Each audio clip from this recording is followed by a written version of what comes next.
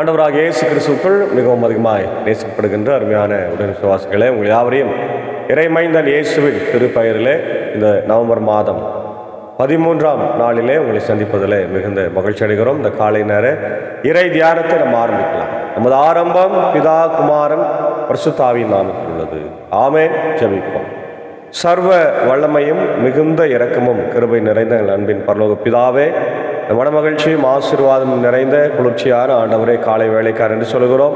கடந்த போன இரவில் எங்களோடு இருந்து எங்களை காத்து எங்கள் பணிகளை ஊழியங்களை ஆசீர்வதித்தீர். இந்த இரவிலும் ஆண்டவர் எங்களோடு இருந்து வழிநடத்தினீர். காலை வேளையிலே ஜீவனோடு எழுப்பியிருக்கிற நன்றி ஆண்டவரே. இந்த நாளின் ஆண்டவரே எல்லா பணிகளையும் பயணங்களையும் வேலைகளையும் ஆசீர்வதிங்க ஆண்டவரே. இந்த நாளின் இறைச்செய்தி நாங்கள் கேட்டு மகிழ்ச்சி அடைந்து உமக்காக உழைக்க பிழைக்க கிருபைத்தார். நாளின் இறைச்செய்தி பாடல் வேலை ஜெபவெளி ஆசீர்வாதம் என்னுடைய குழுவை எடுத்து பயன்படுத்துங்க ஆண்டவரே. இதை கேட்டு பயன்படுகிற எல்லா மக்களும் உங்களுடைய இறை ஆசிரியர்களை தந்து வழிநடத்த வேண்டும் என்று ஜெபிக்கிறோம். இயேசுவின் மூலம் ஜெபிக்கிறோம் நல்ல பிதாவே, ஆமேன். காலை வேளையில் 79வது பாடலாகிய கண்களை ஏறெடுப்பேன் மாமேறு நேரா என் கண்களை ஏறெடுப்பேன் என்ற உண்மையான ஒரு பாடலை அருள் இணைந்து பாடுவோம். 79வது பாடல்.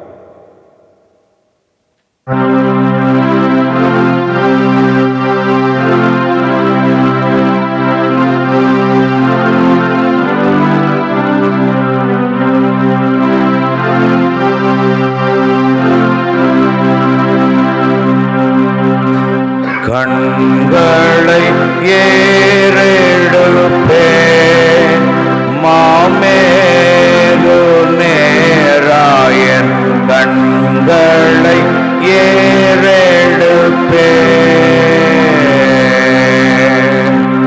வேண்மண் உண்டாக்கிய உயிர்த்தகனிடமிருந்து வேண்மண் உண்டாக்கிய உயிர்த்தகனிடமிருந்து எண்ணில்லா ஓதாசை எந்தனுக்கே வரும் கண்களை ஏறெடுப்பேன் மாமேறு நேராயன் கண்களை ஏறெடுப்பேன்.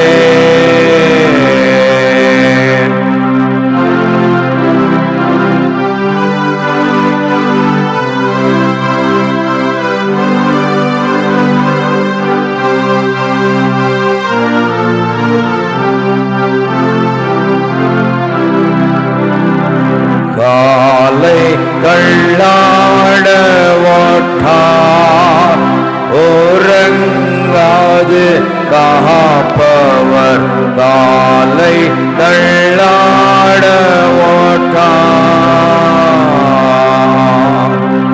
வேலையில் நேர் வீச வேலரை காப்பவர் வேலையில் நேர் வீச வேலரை காப்பவர் காலையும் மாலையும் கண்ணோரங்காரவர் கண்களை ஏறெடுப்பேன் மாமேறு நேராயன் கண்களை ஏறெடுப்பேன்.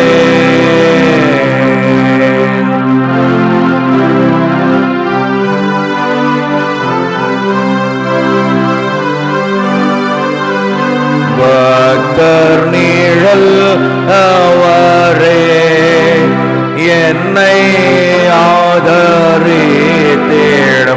பக்தர் நீழல் அவரே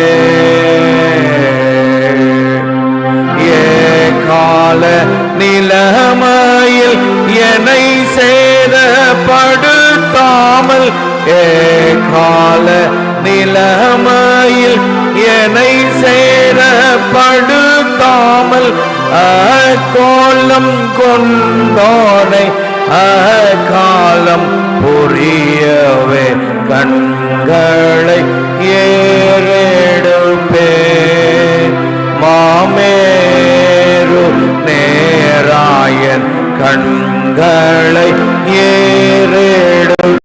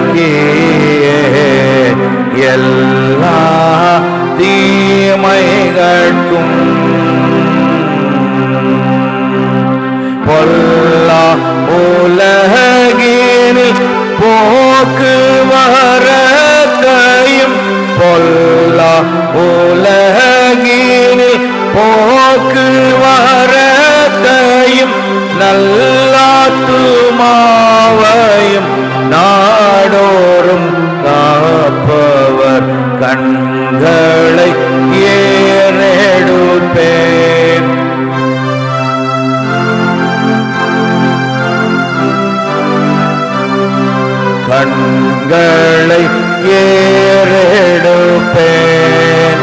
மாமேரு நேராயன் கண்களை ஏறெடுப்பேன்.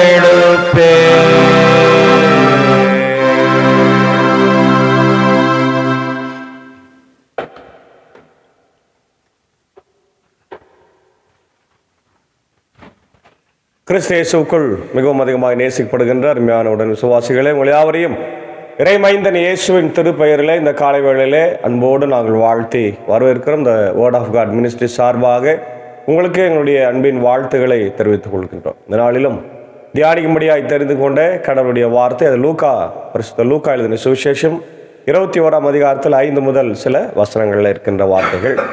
இந்த பகுதியை நாம் பார்த்தோம்னா எருசலேம் கோவிலின் அழிவு பற்றியும் அதே நேரத்தில் வரப்போகும் கேடு, அதாவது நியாய தீர்ப்பு, இயேசுவின் வருகை பற்றியும் காரியங்களை நாம் இங்கே பார்க்கின்றோம். லூக்கா 21:5 முதல் 36 இருக்கின்ற பகுதி.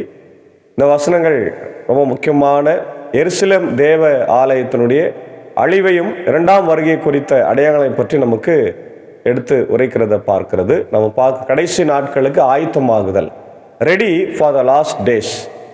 இதனுடைய பின்னணி நாம் பார்க்கிறோம். தேவாலயத்தினுடைய அழகை கண்டு சீஷர்கள் வியக்கும் போது இயேசு அதன் அழிவை பற்றி தீர்க்க தரிசனம் உரைக்கின்றார். அதான் வசனங்கள் 5-6 நம்ம பார்க்கிறோம். கோவிலை பற்றி சிலர் பேசிக் கொண்டிருந்தார்கள். கவின்மிகு கற்களாலும் நேர்ச்சை பொருட்களாலும் கோவில் அழகுபடுத்தப்பட்டிருக்கிறது என்று சிலர் பேசிக் கொண்டிருக்கிறார்கள். இயேசு இவற்றையெல்லாம் பார்க்கிறீர்கள் அல்லவா? ஒரு காலம் வரும், அப்போது கற்கள் ஒன்றின் மேல் ஒன்று இராதபடி இவையெல்லாம் இடிக்கப்படும் என்றார். அப்போ இயேசு ஆண்டவர் கோயில் இடிக்கப்படும் என்று சொன்னபோது என்னுடைய நோக்கம் என்ன அப்படின்னு பார்த்தீங்கன்னா, கோயில் இடிப்பது இயேசுவின் நோக்கம் அல்ல. ஆனால் அந்த காலம் வரும், அது பொல்லாத காலமாக இருக்கும்.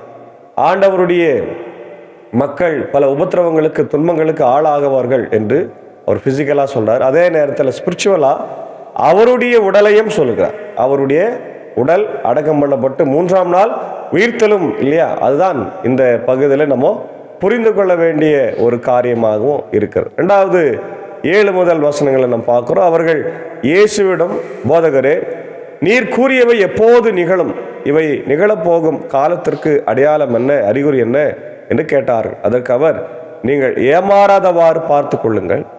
ஏனெனில் பலர் என் பெயரை வைத்து கொண்டு வந்து நானே அவர் என்றும் காலம் நெருங்கி வந்து விட்டது என்றும் கூறுவார்கள். அவர்கள் பின்னே போகாதீர்கள். ஆனால் போர் முழக்கங்களையும் குழப்பங்களையும் பற்றி கேள்விப்படும் போது திகிலுறாதீர்கள். ஏனெனில் இவை முதலில் நிகழத்தான் வேண்டும், ஆனால் உடனே முடிவு வராது என்றார். அன்பான தேவ பிள்ளைகளே, இயேசு ஆண்டவருடைய ஒரு வாழ்ந்த காலத்தில் பல நாடுகளை பிடித்து கொண்டிருந்தார்கள். போர்கள் நடந்து கொண்டிருந்தது.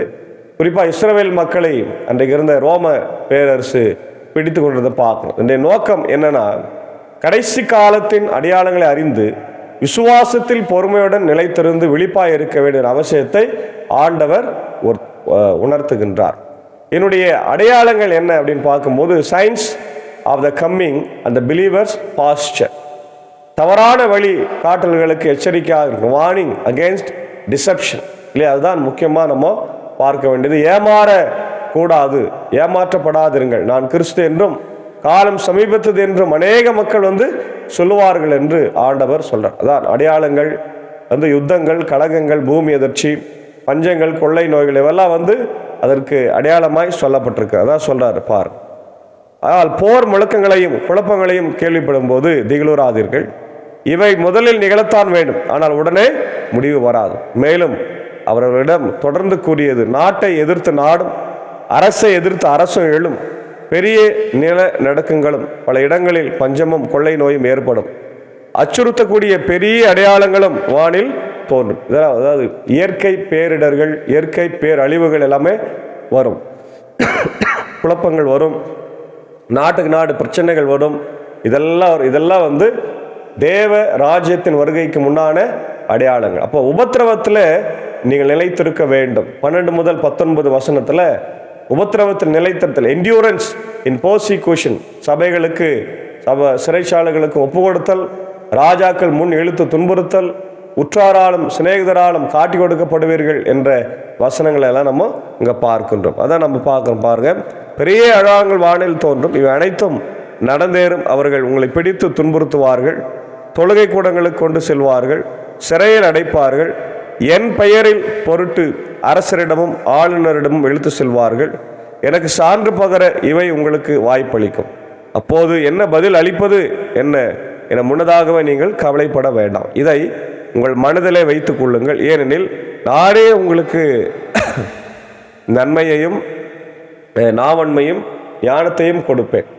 உங்கள் எதிரில் எவரால் உங்களால் எதிர்த்து நிற்க முடியாது. ஆனாலும் உங்கள் பெற்றோரும் சகோதரிகளும் உறவினர்களும் நண்பர்களும் உங்களை காட்டி கொடுப்பார்கள். உங்களுக்கு சிலரை கொள்வார்கள். என் பெயரின் பொருட்டு எல்லாரும் உங்களை வெறுப்பார்கள். இருப்பினும் உங்கள் தலைமுடி ஒன்று கூட விழவே விழாது. நீங்கள் மன உறுதியோடு இருந்து உங்கள் வாழ்வை காத்துக்கொள்ளுங்க. பாருங்க, அரசர்களுக்கு முன்பாக, அதே நேரத்தில் அதிகாரிகளுக்கு முன்பாக நம்முடைய தொழுகை கூடங்களுக்கெல்லாம் சென்று நம்ம இழுத்து சென்று நம்மளை என்ன பண்ணுவாங்க, விசாரிக்குவாங்களாம். அதே நேரத்தில் நம்முடைய சொந்த மக்களே, நம்முடைய உற்றார்கள், பெற்றோர்கள், குடும்ப நண்பர்களே நம்மளை காட்டி கொடுத்து நம்ம எல்லாராலும் பகைக்கப்படுகின்ற ஒரு சூழ்நிலை வரும் என்று பார்க்கணும். 20 to 24 பார்க்குறோம். நியாய தீர்ப்பும் புறஜாதியாரின் காலமும், judgement and the times of the gentiles என்று நம்ம பார்க்குறோம். எருசலேமின் அழிவு, சேனைகளால் சூழப்பட்டிருப்பதை காணும்போது அழிவு சமீபமாயிற்று என்று அறிந்து கொள்ளுங்கள் என்று பார்க்குறோம். இது கிபி 70 ரோம பேரரசால் நிறைவேற்றப்பட்டதை நம்ம பார்க்குறோம். இது நியாய தீர்ப்பின் நாட்களாக நம்ம பார்க்கணும். இது நீதியை சரிக்கட்ட நாட்களாகும். புறஜாதியரின் காலம், புறஜாதியருடைய காலம் இஸ்ரவேல் மக்களுக்கு அது ஒரு பெரிய பிரச்சனையாகவே இருந்தது. அடுத்தது 25 to 28 பார்க்கும்போது the coming of the son of man, ஆண்டவருடைய வருகையினுடைய அடையாளங்கள், வானத்தின் அடையாளங்கள், சூரியன், சந்திரன், நட்சத்திரங்கள அடையாளங்கள் தோன்றும். உலகத்திற்கு இது ஒரு பெரிய பயத்தையும் இல்லையா கொண்டு வந்து சேர்க்கும். மக்களுடைய இருதயம் சோர்ந்து போகும்.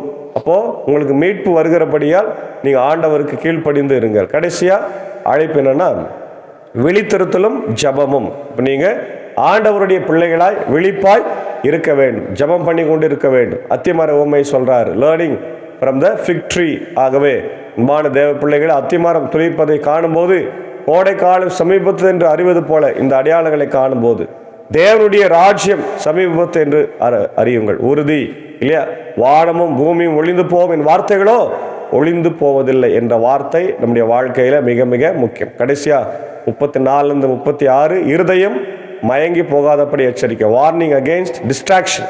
தவிர்க்க வேண்டியவை பெருந்திண்டி, அதிகமாக சாப்பிடுவது, குடி, வெறியான குடி, ஐஸ்வர்ய கவலைகள், கேர்ஸ் ஆஃப் த லைஃப், உலக பிரகாரமான இந்த காரியங்கள் எல்லாவற்றையும் ஒழித்து நாம் விட வேண்டும் என்று சொல்லி ஆண்டவர் இந்த பகுதியில் நமக்கு மிக மிக முக்கியத்துவம் வாய்ந்த காரியங்களை சொல்லலாம். அப்போ இது என்ன சொல்லணும்னா, that is a powerful and challenging passage from the Olivet discourse.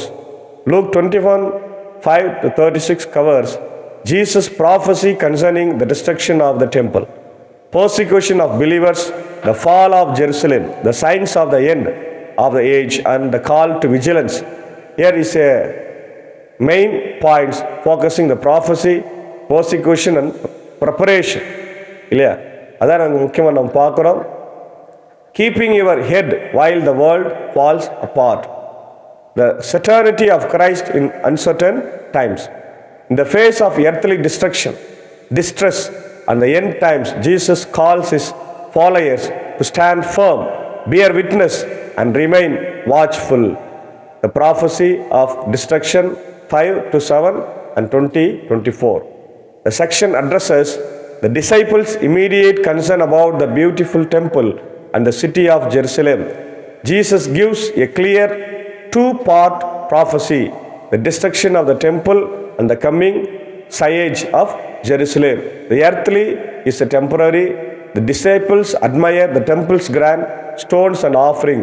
Jesus' shocking prediction: not one stone will be left upon another. அடுத்தது நம்ம பார்க்கும்போது இதனுடைய அடுத்த தொடர்ச்சி எல்லாத்தையும் நம்ம பார்க்குறோம். ஒவ்வொரு காரியங்களும் ஆண்டவர் சொல்றார், the period of persecution and witness. அதே போல don't be deceived and are terrified. False Christ, warning against false Christs and prophets. The opportunity for testimony, trials is inevitable.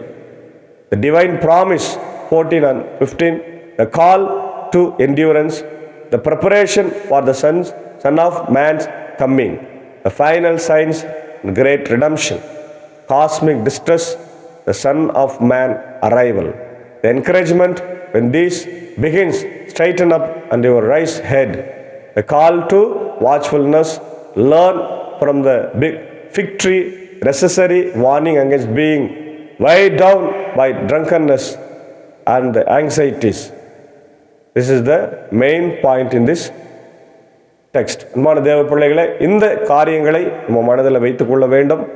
இது அழிவின் காலமாக, கடைசி காலமாக பார்க்கிறோம். பல இடங்களிலே இயற்கை பேரழிவுகள் மிக மிக அதிகமாய் இருக்கிறது நம்ம பார்க்கிறோம். மனிதர்களுக்கு விரோதமாய் இன்னைக்கு எழும்பி இருக்கிறார்கள். அது நல்லாவே தெரிகிறது. போர்கள் இன்னும் இந்தியா பாகிஸ்தானுக்குள்ள மிகப்பெரிய பிரச்சனைகள் இருந்து ஓடிக்கொண்டிருக்கிறது. அதே போல ஒரு பக்கம் சைனா ரஷ்யா உக்ரைன் போர், இஸ்ரேல் ஹமாஸ் போர் முடிஞ்சிச்சுன்னு அவங்க அறிவிச்சா கூட டெய்லி அவங்க ஷூட் பண்ணி கொண்டிருக்கிறாங்கன்ற செய்தி வந்து கொண்டே இருக்கிறது.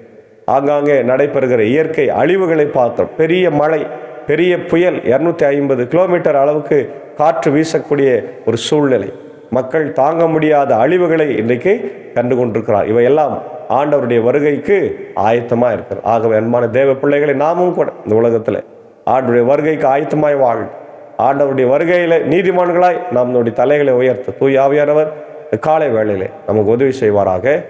ஆமேன். ஜெபிப்போம். சர்வ வல்லமையும் மிகுந்த இரக்கமும் கிருபை நிறைந்த நல்ல ஆண்டவரே, காலை வேளைக்காக என்று சொல்லுகிறோம். இப்படி வருகை எப்பொழுதாவது நிகழும் என்று சொல்லி நாங்கள் காத்திருக்கிறோம். நிச்சயமாய் அது மட்டும்தான் நிகழப்போகிறது. இது எல்லாம் நடந்து விட்டது ராஜா. ஆகவே இப்படி வருகைக்காய் ஆவலாய் காத்திருந்து இப்படி வருகையில் நீதிமான்களாய் தீர்க்கப்பட்டு பரலோகத்தில் அழைத்து செல்லப்பட ஆண்டவரே, எங்கள் வாழ்க்கை உமக்கு முன்பாக இருக்கிறது. நாங்கள் சாட்சியாய் வாழும் ஒரு விஷயம் கூட எங்கள் பாவங்களை அக்கிரமங்களை மன்னித்து கிறிஸ்துவின் வழியாக புது வாழ்வை தந்து இப்படிய வருகைக்காய் காத்திருக்க திருச்சபையிலே, ஊழியத்திலே, இப்படிய குடும்பங்களில் எப்பொழுதும் உமக்காய் நாங்கள் வாழ ஆண்டவர் கிருபை தர வேண்டும் என்று கெஞ்சி மன்றாடு. இந்த காலை நேரத்தில் ஆண்டவரே, எங்களை ஆண்டவரே இதோ ஜபிக்கும்படியாக கேட்டுக்கொண்ட ஒவ்வொரு மக்களுக்காக விசேஷமாக ஜபிக்கிறோம். குறிப்பாக மறைந்த திருமிகு டேனியல் ராஜகம்பரம் ஐயாவுடைய அன்பு இளைய மகன் நிக்கல்சன் அவர்களுடைய அன்பு மனைவி ஆண்டவரே ஹெப்சி நிக்கி அவர்களுக்காக ஜபிக்கிறோம். நாளை பிறந்த நாளை நன்றி செலுத்துகிற அன்பு மகளை கருத்தர் ஆசீர்வதிங்க, சகோதரி ஆசீர்வதிங்க, நிக்கல்சன் அவர்களை ஆசீர்வதிங்க. ஆண்டவரே அவருடைய எல்லா தேவையும் என் தேவன் பாரத்திலிருந்து சந்திக்க வேண்டுமா ஜபிக்கிறோம். எந்த நாட்டில் இருந்தாலும் அவர்களை நீர் பாதுகாத்தருளும், தேவையை சந்தியும். ஆண்டவரே அவர்கள் செய்கின்ற பணிகள் அவர்களுக்கு ஆசீர்வாதமாக இருக்கும். இன்று போல் என்றும் மகிழ்ச்சியோடு வாழ ஆண்டவர் நீர் ஆசீர்வம். அதே போல சாருடைய நண்பர் தெற்கு ஆண்டவர் ரயில்வேல திருச்சி கோட்டை அதிகாரியாக இருக்கின்றார் பீட்டர் இலக்கிய செல்வன், அவருக்காக அன்பு மனைவி பிள்ளைகளுக்காக ஜபிக்கிறோம். அவருக்கும் இந்த பிறந்தநாள் ஆசீர்வாதமாக இருக்கிற அன்பு குடும்பத்தின் மக்களை ஆசீர்வாதிங்க, வழி நடத்துங்க ராஜம். அதே போல ஆண்டவர் பலவீனமாக இருக்கிற அன்புக்குரிய நண்பர் அன்பு சகோதரர் திரு கிரேன்குமார் அவருடைய மூத்த சகோதரிக்காக ஜபிக்கிறோம். ஆண்டவர் கடந்த முந்த நாள் ஆண்டவரை இரவில் திடீரென்று தொண்டையில் ஏற்பட்ட அதீதமான வழியினாலே இதோ இன்றைக்கு சிகிச்சை பெற்று ஆண்டவரே இதோ அரசு பொது மருத்துவமனை வேலூரில் இருக்கிறாங்க. ஆண்டவர் கொடுத்து வருகிற சுகத்திற்காக நன்றி. ஜீவனை காத்திருக்கிறேன். அந்த இரவில் கூட பயணித்து அவர்கள் சிகிச்சை பெற்றுக்கொண்டிருக்கிறார்கள். நன்றி ஆண்டவரே. தொடர்ந்து நல்ல சுகத்தை தாரும், பலத்தை தாரும். மீண்டும் எங்கள் மத்தியில் வந்து உங்களுக்கு சாட்சி பகர கிருபை தார். இதோ ஜபிக்கும்படியை கேட்டுக்கொண்ட எங்கள் அன்பு சகோதரர் கிரேன்குமார் அவர்களுக்காக ஜபிக்கிறோம். எப்பொழுதும் ஊழியத்தில் உதவியாக இருக்கிறவர் ஜபிக்கிறவர். அன்பு தாயார் லலிதாமாவுக்காகவும் ஆண்டவரை என்னுடைய சசிகுமார் அண்ணனுக்காகவும் மற்ற சகோதரிகளுக்காகவும் நான் ஜபிக்கின்றோம். கர்த்தாவே அவர்களை ஆசீர்வாதம் வழி நடத்துங்க. விசேஷமாக இந்த குடும்பத்தின் ஆண்டவரே அன்பு மகனாய் எங்கள் மத்தியில் வாழ்ந்து மறைந்த ராஜி கோயில் பிள்ளை அவர்களுக்காக ஜபிக்கிறோம். அப்படி ஊழியம் மிக பெரியதாக இருந்தது ராஜா, நன்றி செலுத்துகிறோம். தொடர்ந்து குடும்பத்தின் மக்களுக்கு ஆண்டவரே நீர் போதுமானவராக இருந்து வழிநடத்த வேண்டும் என்று கெஞ்சி மன்றாடுகிறோம். அதே போல இப்படி அன்புக்குரிய ஆசிரியரும் ஊழியருமா இருக்கிற திரு புஷ்பரத்னம் சாருக்காக ஜபிக்கும். எங்களை விட்டு கடந்து சென்றிருக்கிறார். வாழ்ந்த வாழ்க்கைக்காக நன்றி சொல்லுகிறோம். ஆண்டவரே உடைய விசுவாசத்திற்காக நன்றி சொல்லுகிறோம்.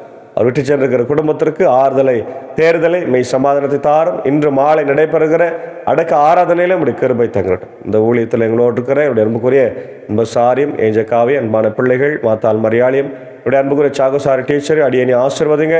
ஆண்டவர் நாங்கள் பணியாற்றக்கூடிய ஸ்தலங்களிலே என்னுடைய ஊழிய ஸ்தலங்களிலே ஆண்டவரை பள்ளிக்கூடங்களை கர்த்தர் நீர் ஆசீர்வதிக்கட்டுமா ஜபிக்கிறோம். ஆண்டவரே இதோ அடியன் பணியாற்றுகிற பாவனப்பள்ளி இன்னொரு வடகர மேல்சனம் திருச்சபையில் ஆசீர்வதியும். வருகின்ற 16ஆம் தேதி சில்ட்ரன்ஸ் டே கொண்டாட இருக்கிறோம். அதுக்கு தேவைகளை சந்தியும். ஆண்டவர் அநேக பிள்ளைகள், குறிப்பாய் கிறிஸ்துவை அறியாத பிள்ளைகள் எல்லாம் கலந்து கொண்டு தெய்வ ஆசீர்வாதத்தை பெற்றுக்கொள்ளும்படியாக நான் கெஞ்சி மன்றாடுகிறோம். தொடர்ந்து ஆண்டவரே இந்த நாளில் யாரெல்லாம் பிறந்த நாட்களை, திருமண நாட்களை கொண்டாடுகிறார்கள் எல்லாருக்கும் ஜெபிக்கிறோம்.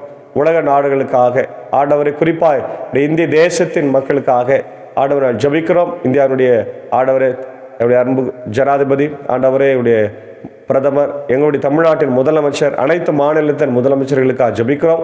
இந்தியாவின் நல்லாட்சியில் ஆண்டவரை தொடர கர்த்தர் கிருபை தாரும். குறிப்பாக என்னுடைய இந்திய சுவிசேஷ லுத்தரன் திருச்சபைக்காக ஜெபிக்கிறோம்.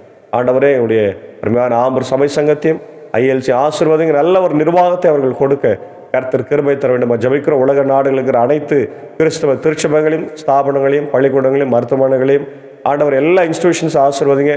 குறிப்பாக இந்தியாவில் இருக்கிற இந்தியன் சர்ச்சஸ் ஆண்டவர் எல்லா சர்ச்சஸ்க்காக நான் ஜெபிக்கிறோம். கர்த்தர் நீர் எங்களுக்கு நல்ல ஒரு ஆண்டவர் ஊழியங்களை செய்து தரும்படியாக நான் ஜெபிக்கிறோம். உமக்காக உழைக்கிற எல்லா ஊழியர்களையும், பாஸ்டர்ஸையும், மிஷினரிகளையும் கர்த்தர் ஆசீர்வதி. குறிப்பாக இந்த காணொளி வழியாய் இதை பார்த்து கேட்டு பயன்பெறுகிற ஒவ்வொரு மக்களையும், ஷேர் பண்ணுற மக்களையும், உடைய இல்லங்களையும் உள்ளங்களையும் என் தேவன் நீர் கரத்தினாலே தொட்டு ஆசீர்வதிக்க வேண்டுமா ஜெபிக்கிறோம். இதனால் பணிகள், பயணங்கள், ஊழியங்களை கர்த்தர் எங்களுக்கு ஆசீர்வதித்து தார். துதி கன மகிமை உமக்கே செலுத்துகிறோம். இயேசு கிறிஸ்துவின் வழியை ஜெபிக்கிறோம் நல்ல பிதாவே, ஆமேன். எல்லா வல்ல தந்தை, மகன், தூய ஆவியின் ஆசைகள் இந்த நாளில் நம்ம அனைவரோடு கூட இருப்பதாக. ஆமேன். God plus.